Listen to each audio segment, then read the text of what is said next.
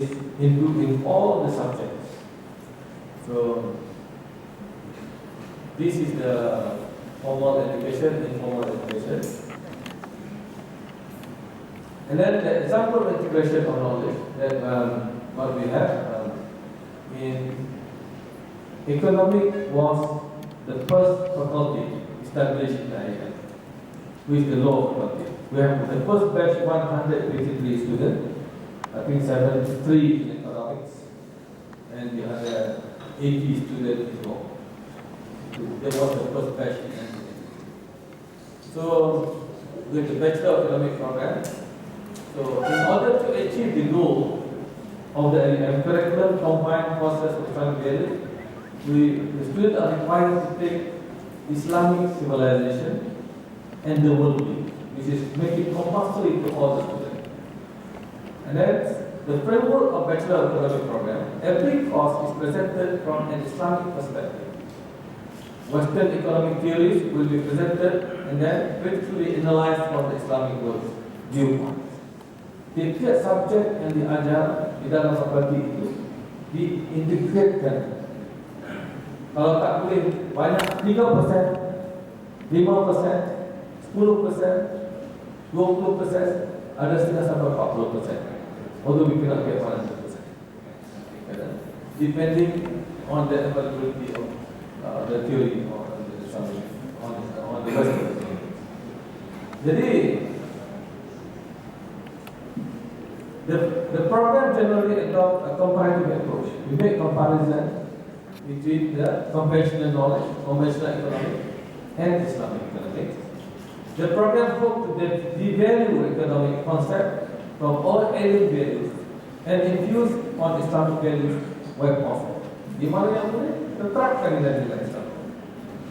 And the program has certain core subjects, akidah insyaAllah, yang dimestikan pada pelajar. Saya tengok dalam curriculum di sini dan juga begitu. The advanced Arabic is central to the objective of the program.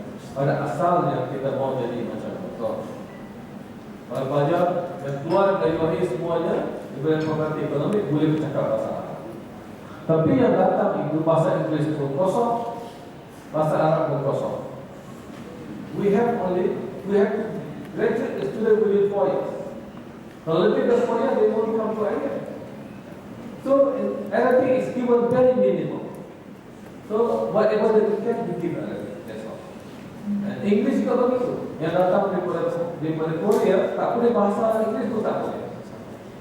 Datang daripada Hong Kong, okey. Datang daripada China juga tidak faham. Daripada Indonesia juga pasal itu tidak ada. Tapi orang-orang Indonesia cepat belajar.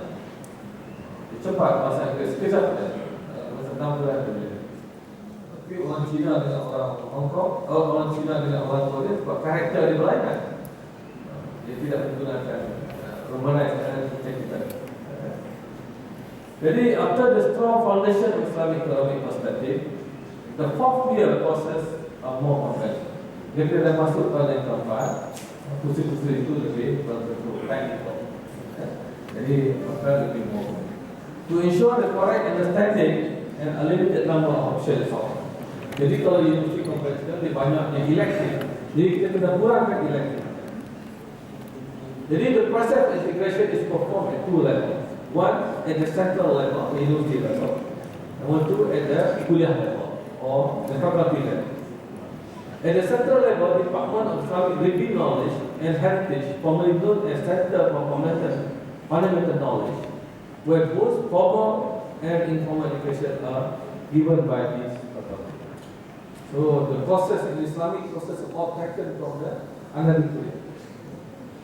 And then at the kuliah level, where academic staff are expected to present the Islamic perspective of the discipline, requiring the process of de-westernization and the infusion of Islamic values to the faculty. That means all the lecturers in the economic faculty are required to understand how to bring in values in each of the courses that they teach.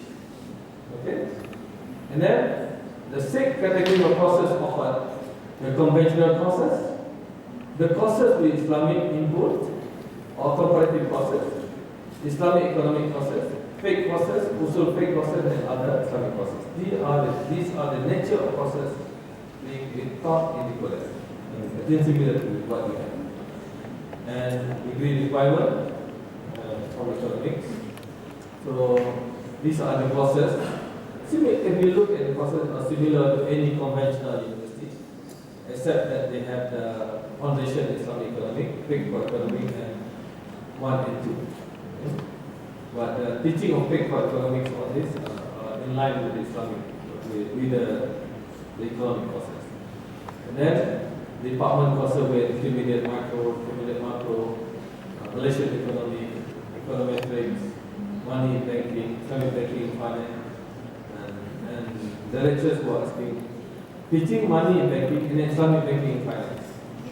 Some lecturers who teach Islamic banking, they don't bring in those who teach money in banking, they don't bring in Islamic values. They say, oh, this is a conventional course. The other one, Islamic banking, they teach purely Islamic banking. But before that, there was no Islamic banking courses, so we just make comparison with the Islamic bank and conventional bank. But later on, when we have Islamic banking, it's a fully developed program, so we have a separate program for Islamic banking. Then audit finance and so on. Although the title is Islamic finance, intermediate macro, but the teaching is integrated. The teaching is integrated. Okay, we have specialized courses, international economic, and all that things. These are the courses we taught. And the other thing during the early stage, since we fail to produce students who understand us, who understand purely Sharia, so we develop into double degree. Students who graduated from economics will do another degree in Islamic religion. But unfortunately, the Malaysian brothers and sisters, they don't want to stay longer. 4 years is enough. 2 years in matriculation and 4 years is only 6 years after school. And you can count only how many students contribute to second degree. And those who contribute second degree, only those who come from the religious school, who have a very good ground in Arabic and in Sharia. So after some time talking to Osman, the program failed and they discontinued this one. So what they did, they do the second major instead of the second degree. So similar approach on integration is done with other programs in Indonesia. Bachelor of Business Administration, which Osman will be speaking today on Islamization of business, and Bachelor of Accounting. In accounting, there is not much being values being rejected by highly technical courses. And then the course is a professional course. We are required to take a certain number of subjects and so on.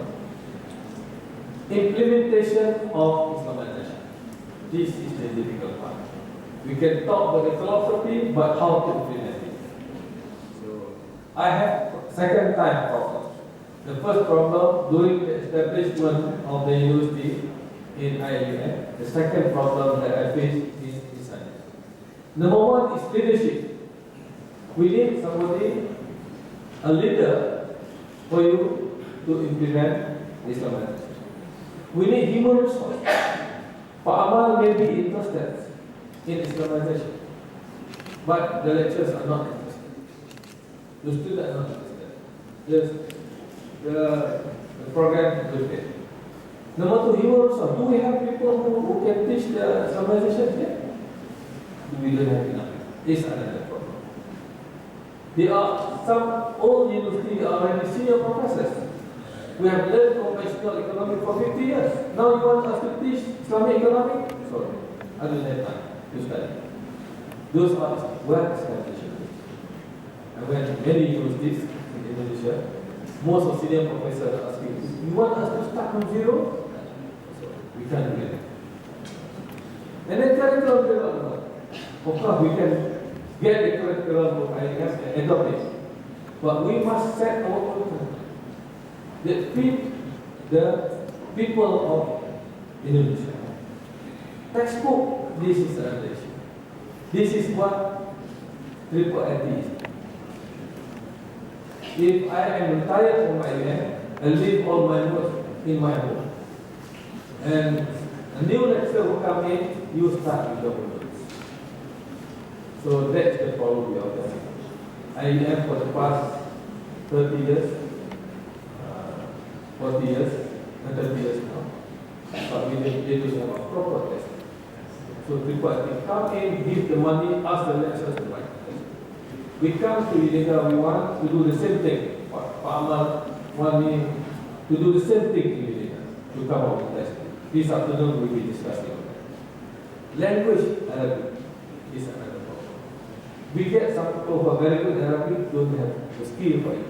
We get people good in English, not good in Arabic. Islamic knowledge, those who come from religious school, they don't have much Islamic knowledge. And teaching and evaluation.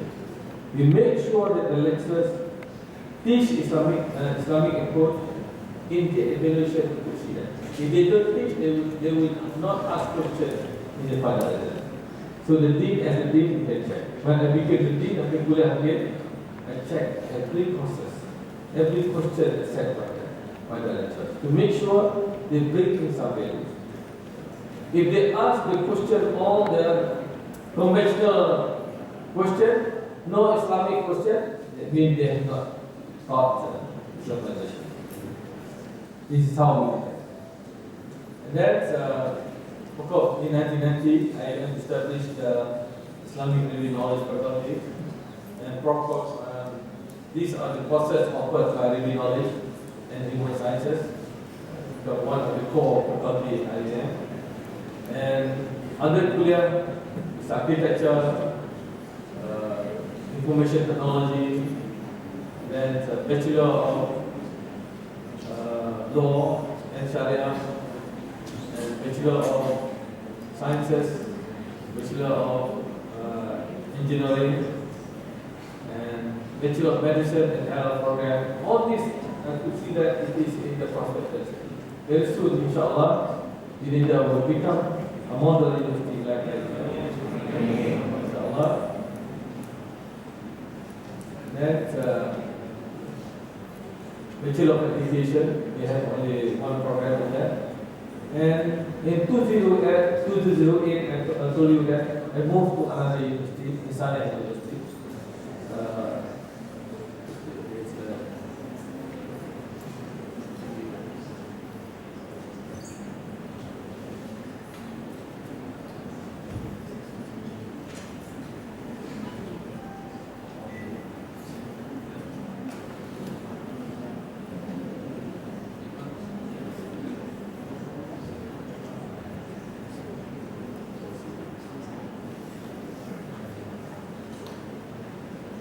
So it wasn't difficult when I moved to Islamia because it took about 30 years to develop a university in IIM. But in Islamia, within 5 years, we managed to develop 47 programs, all based on integrated knowledge. So one of my colleagues, Dr. Muhammad, was helping very much developing all the business programs in there. And we managed to bring medical programs, all the programs. So all based on integrated knowledge.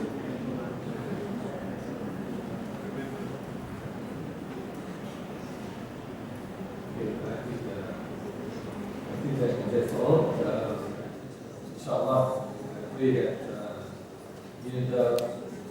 will achieve what the vision of the founder of Gontor 90 years ago. Inshallah, this will become capitalized. We become the first Wakaf University like Darussalam, which is very successful and contributing not only to the people of Ponorogo, of Java, of Indonesia, but inshallah people from all over the world will come and study in this university, inshallah. With that, we are talking. Assalamualaikum warahmatullahi wabarakatuh. Thank you to Prof. Jamil Osman dan terima kasih dia sudah berbicara bahasa Inggris dan kebanyakan juga bahasa Indonesia. Saya berpikir tadi itu bukan bahasa Malaysia, tapi bahasa Indonesia. Kecuali beberapa kata. Yang pertama, Prof profesi baru untuk saya hari ini menjadi pengacara. Thank you, Profesor. Saya jadi advokat sekarang hari ini, pengacara. Untuk bisa yang kedua, bahasa Melayu digunakan sangat unik. Dari contohnya, saya tidak yakin dia sudah paham dari tak mantu-mantu ini. Ketika Profesor menyebut bersara, saya tidak yakin mereka ngerti bersara itu apa. Mungkin tidak yakin tidak ngerti bersara itu apa. Nah, bersara itu adalah menjadi semakin sorot. Jadi kalau orang anak dokter tanya, ya Syekh, antum sorot aja mengajar. Kalau ini anak sorot juga. Bersara adalah retire, pensiun, berhenti dari pekerjaan itu duduk bersara. Hukum kalimat jadi. Jadi dia menyebut he was a former dean of academic admission and record. Dean for admission and record. When he was dean of admission and record, I was there as a student. Nah, admission and record tadi dia dalam bahasa Melayu disebutkan dekan bagian pemasukan dan record. Begitu kita kemasukan, tepuk tangan kita goal. Kemasukan itu kabul, penerimaan. Itu baru bahasa Malaysia. Lain-lainnya adalah totally bahasa Indonesia yang fasih dan benar. Mungkin orang Indonesia juga nggak sebagus beliau dalam berbahasa. Terima kasih Profesor memetakan tentang sejarah perguruan tinggi di dunia Islam dan di dunia lain, dan di situ kemudian kita terbuka di mana posisi Gontor sebagai lembaga pendidikan untuk membangun sebuah sistem dalam proyek kerja besar kita Islamisasi ilmu contemporary knowledge. Baiklah, untuk kesempatan kedua, alhamdulillah hadir di antara kita Profesor Muhammad Abdul Hamid, is Dean for the Academic Affairs,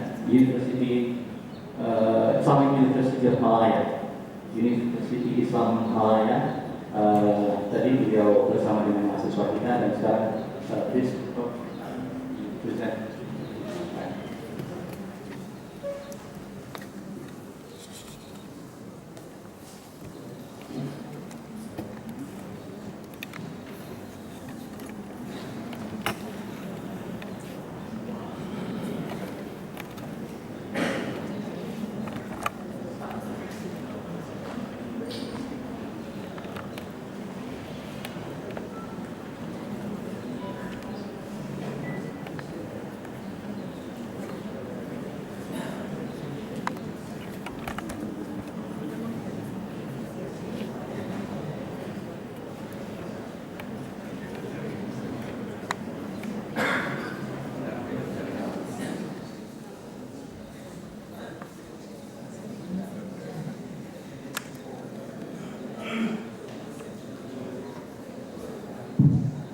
Assalamualaikum warahmatullahi wabarakatuh.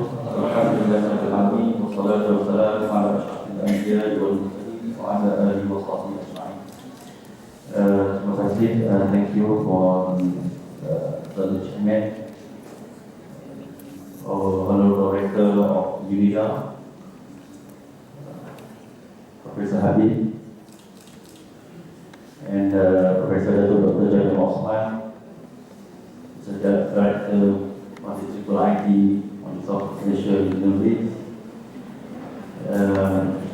Dr. Abdul Hamid, as the Deputy Director of Academic Affairs.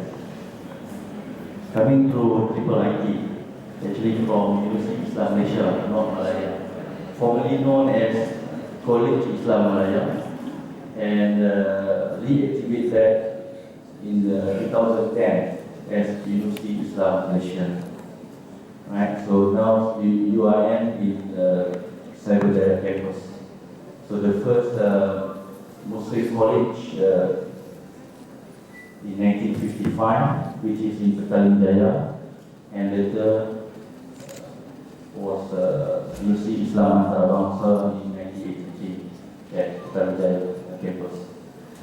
The focus of my discussion and presentation with brothers and sisters on Islamic finance education. Although this is a public lecture by Dato Dr. Jamil Osman on the Islamization of knowledge, curriculum reform, and textbook writing on Islamic business and Islamic economics.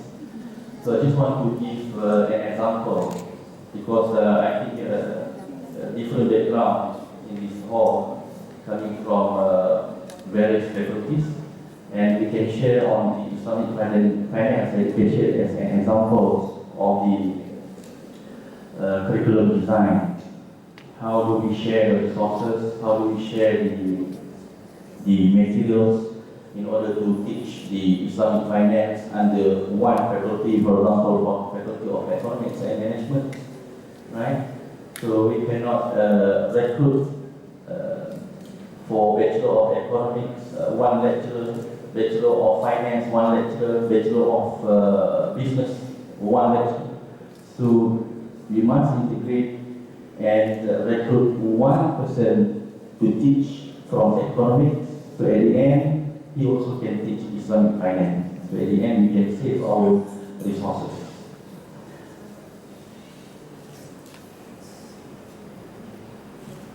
So from the general idea of the Islamic finance education, for instance, in Malaysia, we start our Islamic banking not from university, but we start our Islamic banking from the industry. In fact, in 1979, Sudan was first established one Islamic insurance company, which is called as Islamic Insurance Sudanese Company in 1979. And followed by Malaysia in 1983, the reform agenda on the Islamization in economics in 1983, when the Islamic Bank Act was gazetted by our Parliament, Malaysian Parliament in 1983, and Malaysia was first established Bank Islam Malaysia in 1983, followed by Syarikat Takaful Malaysia, which is Islamic Insurance, in 1984, followed by interest-free banking system in 1993, and we were ready to announce in 1998 that interest-free banking scheme is Islamic banking in 1998. That shows the development of the Islamization of economics agenda in Malaysia from 1983 until now, begins with the first Bank Islam, Syarikat Takaful, interest-free banking scheme, and in 1998, ready to announce this is Islamic banking, and now we have about 18 Islamic banks in Malaysia, and 11 Takaful operators, and also the landscape of Islamic finance on the Islamic capital market. So that is the evolutions of the Islamization of banking and finance system in Malaysia. Yet we offer dual banking system and also dual insurance system. And also in Malaysia, also have the dual economic system on the banking and also insurance. Right. So from the Islamic banking and finance industry development, there is strong domestic and international demand for graduates in Islamic banking and finance. In 1983, when Bank Islam was first established, the human resource came from the conventional finance background. There is no graduate from economic that produce the Islamic finance background. There is no graduate from the business department or business faculty on the Islamic finance education. We just have the people graduate from University Malaya, from the Sharia education, from University Kebangsaan Malaysia, Sharia education, and also from the Middle East. They study on the Sharia. And when IIUM was established, and the first kuliah, which is the Kuliah of Economics and Management Sciences, the first institution to produce and to offer the degree in economics, which is the first integration of knowledge in Malaysia, to offer the integration of knowledge in economics education. That is the first. And then after 3 years, we first produce the graduates that have the kind of integration of knowledge in 1986. That one is from the IIUM. And then followed by University Kebangsaan Malaysia and also University Malaya. I'm sure that Jamil did mention about the integrations of knowledge and the academic pengajian Islam, Sharia with specialization in economics, right? So with the development of the Islamic banking industry, also develop the education of Islamizations of knowledge in Islamic economy and finance in Indonesia, and also together with Indonesia until now. But the theory of Islamic banking and finance lags behind the practice. Industry moving fast.